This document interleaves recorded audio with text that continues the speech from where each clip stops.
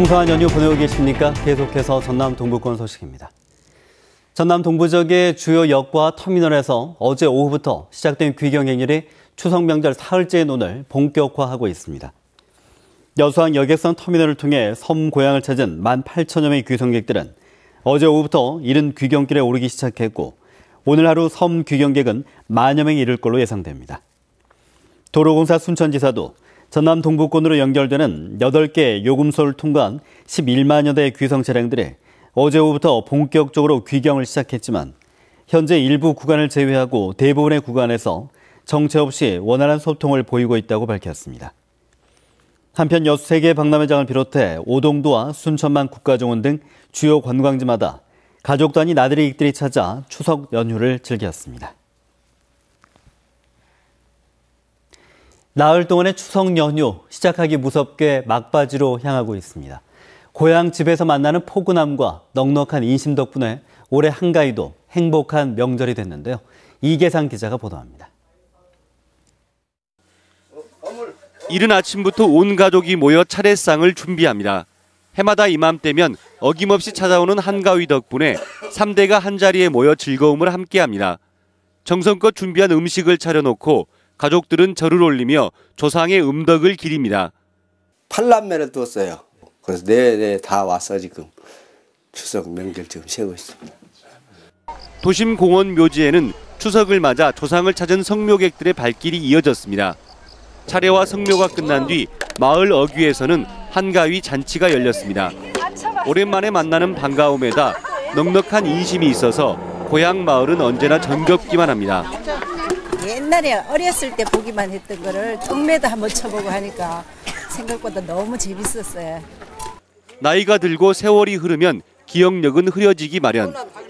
담양의 한 마을에서는 집 안방이나 장롱 속에 보관된 빛바랜 사진을 전시하는 추억의 사진전이 열렸습니다.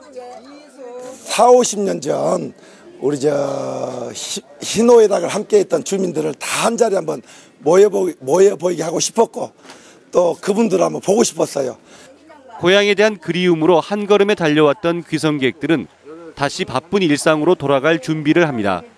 짧은 여유를 뒤로 한 채 이른 귀경길에 다시 오르면서 역과 터미널, 고속도로는 어김없이 만남과 헤어짐이 교차하고 있습니다. MBC 뉴스 이계상입니다. 온 가족이 모이는 추석 명절인데요. 더는 그럴 수 없는 사람들이 있습니다. 바로 세월호 희생자들의 가족인데요. 진도 동고차도 벼랑 끝에서 죽은 아이들의 곁을 떠나지 못하고 있는 아버지들을 김진성 기자가 만났습니다. 매서운 파도 위를 2시간 넘도록 달려야 도착하는 진도 동거차도. 또다시 산속을 헤치고 오르면 산꼭대기 벼랑 끝에 막사 하나가 나타납니다. 이달 초부터 일주일씩 교대로 머물며 선체 인양 작업을 지켜보고 있는 단원고 학생들의 아버지들의 거처입니다. 셀이 탈 수가 없으니까 이거라도 하자 그래가지고 그런 건 뭐 어느 정도 감수해야지 되겠죠.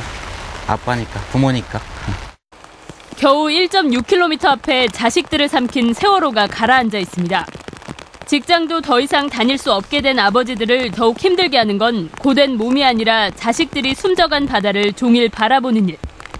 울분은 사그러들지 않습니다. 바로 가까운 거예요. 애들이 구명조끼 입고 뛰어만 내렸으면은 여기 동구차도 어민들 있고 그래가지고 여기 1-20분이면 나간다고 사고 현장까지 다들 살 수 있었다고. 근데 왜 그걸 퇴선 명령을 안 내렸는지 그게 너무 화가 나고. 아무리 망원렌즈를 당겨봐도 오가는 소형 선박과 작업 바지선 위에 있는 사람들의 모습만 희미하게 보일 뿐. 하지만 가족들이 지켜보고 있다는 사실이라도 알아주길 바라는 마음에 꼬박꼬박 일지도 작성하고 있습니다. 안산에 있었으면 이런 상황을 잘 모르는데 와서 직접 보니까 더 애가 생각나고 또 비 오는 날 더 생각나고 그래요. 태풍 소식에 인양 바지선이 피항하면서 팽목항에서 기다리고 있는 아버지들은 인양 준비 작업이 끝나는 겨울이 올 때까지 또다시 벼랑 위를 오를 겁니다. MBC 뉴스 김진선입니다. 순천만 국가정원에선 한가위를 맞아 시민 재능기부 공연과 달맞이 행사가 다채롭게 펼쳐집니다. 추석 연휴 기간 동안 순천만 국가정원 한방체험관에선 떡매치기와 윷놀이, 굴렁쇠 등 전통놀이 체험 한마당이 펼쳐지고 습지센터 야생동물원에선 보아뱀과 앵무새 사진 찍기, 알다브라 거북이와 산책 등 야생동물 체험 이벤트가 펼쳐집니다. 또 호수정원 잔디마당에선 시민들의 재능 기부로 국악과 악기 연주, 무용 등 다양한 공연과 함께 정원과 어우러진 프로그램 등이 진행됩니다. 흔히 미역이나 다시마 같은 해조류의 경우 식용으로만 생각하기 쉬운데요. 이런 해조류를 가지고 바다숲을 만들어 어민들의 소득을 높이고 더 나아가 환경까지 보존하는 움직임이 계속되고 있습니다. 권남기 기자가 취재했습니다.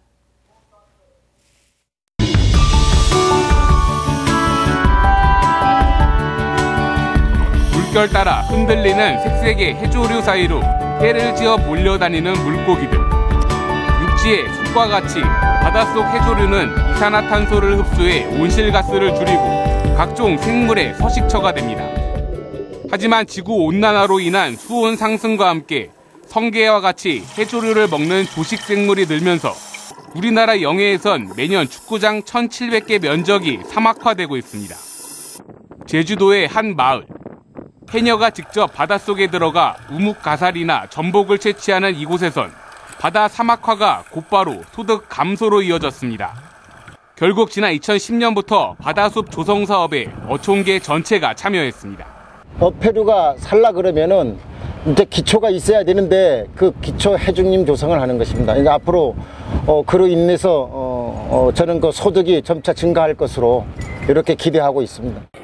이미 바다 사막화가 진행돼 해조류를 찾아보기 힘든 여수 연도 인근 바닷속. 잠수부가 성게를 하나하나 주워 담습니다. 해조류를 먹는 조식 생물을 제거하는 건데 여수와 고흥 등 전남 지역에서도 바다숲을 만들고 보존하려는 사업이 시작됐습니다.